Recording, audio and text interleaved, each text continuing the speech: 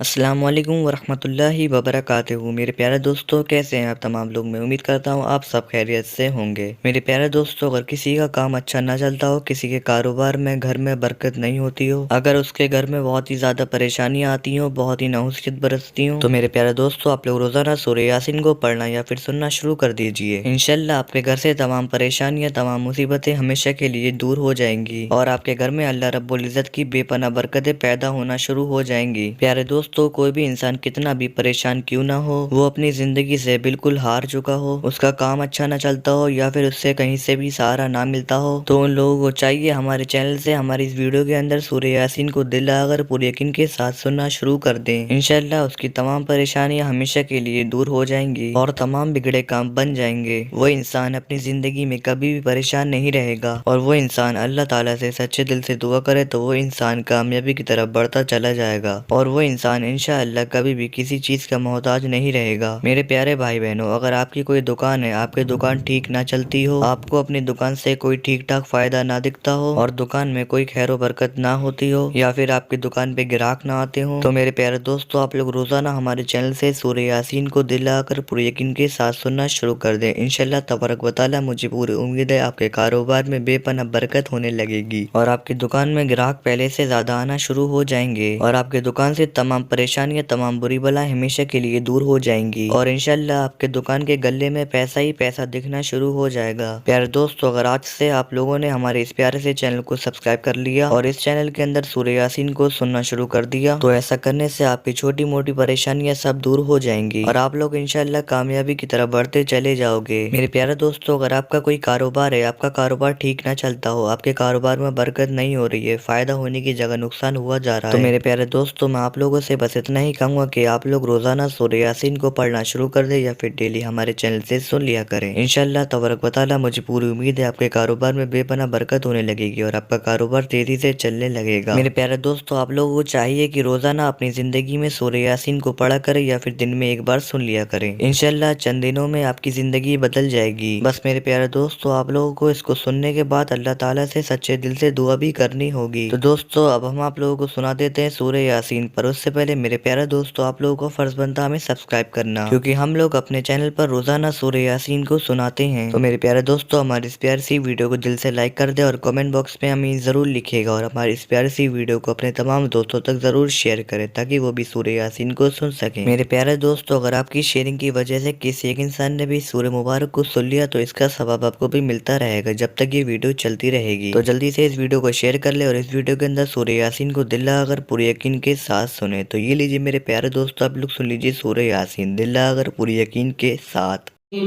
बिस्मिल्लाहिर्रहमानिर्रहीम। यासीन वल क़ुरआनिल हकीम इन्नका लमिनल मुरसलीन अला सिरातिम मुस्तक़ीम तंज़ीलल अज़ीज़िर रहीम लितुन्ज़िर क़ौमन मा उन्ज़िर आबाउहुम फ़हुम गाफ़िलून लक़द हक़्क़ल क़ौलु अला अक्सरिहिम फ़हुम ला युमिनून इन्ना जअलना फ़ी अअनाक़िहिम अग़लालन फ़हिय इलल अज़क़ानि फ़हुम मुक़महून वजअलना मिन बैनि ऐदीहिम सद्दन वमिन ख़ल्फ़िहिम सद्दन फ़अग़शयनाहुम फ़हुम ला युबसिरून वसवाअन अलैहिम अअन्ज़रतहुम अम लम तुन्ज़िरहुम ला युमिनून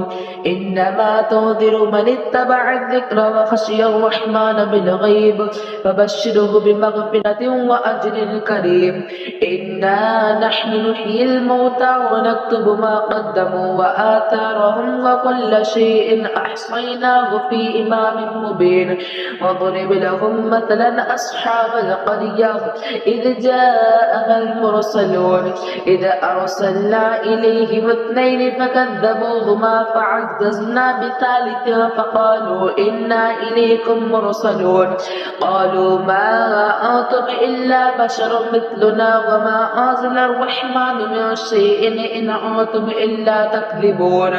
قالوا قالوا ربنا يعلم إنا إليكم لمرسلون وما علينا إلا البلاغ المبين قالوا إنا تطيرنا بكم لئن لم تنتهوا لنرجمنكم وليمسنكم منا عذاب أليم قالوا طائركم معكم أئن ذكرتم بل أنتم قوم مسرفين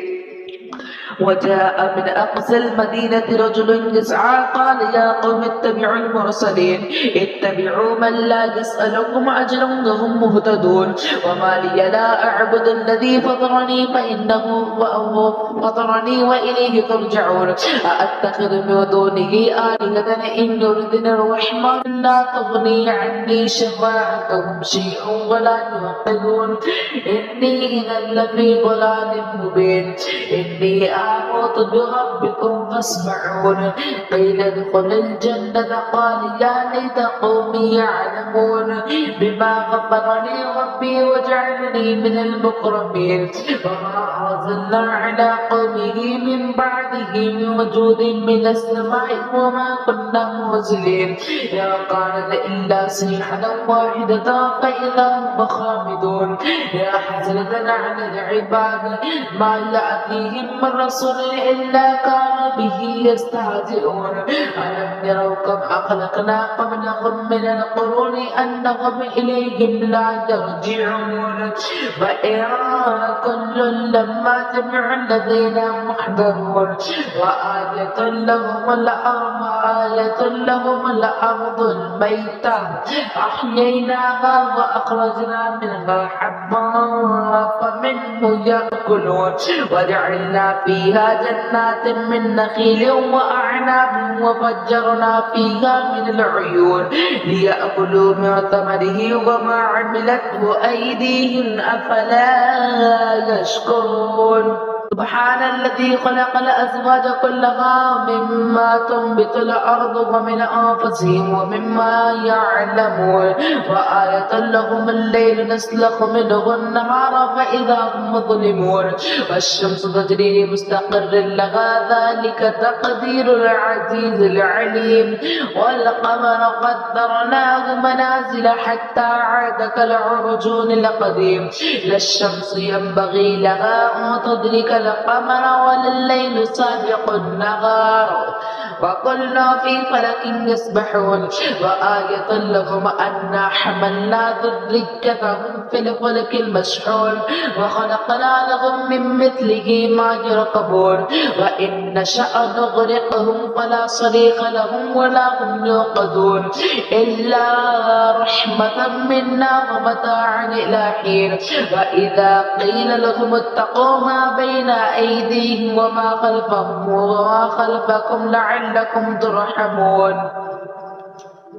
وما تأتيهم من آية من آيات ربهم إلا كانوا عنها معرضين وإذا قيل لهم أنفقوا مما رزقكم الله قال الذين كفروا للذين آمنوا أنطعم من لو يشاء الله أطعمه إن أنتم إلا في ضلال مبين ويقولون متى هذا الوعد إن كنتم صادقين ما ينظرون إلا صيحة واحدة تأخذهم وهم يخصمون فلا يستطيعون توصية ولا إلى أهلهم يرجعون ونفخ في الصور فإذا هم من الأجداث إلى ربهم يوصلون قالوا يا ويلنا من بعثنا من مرقدنا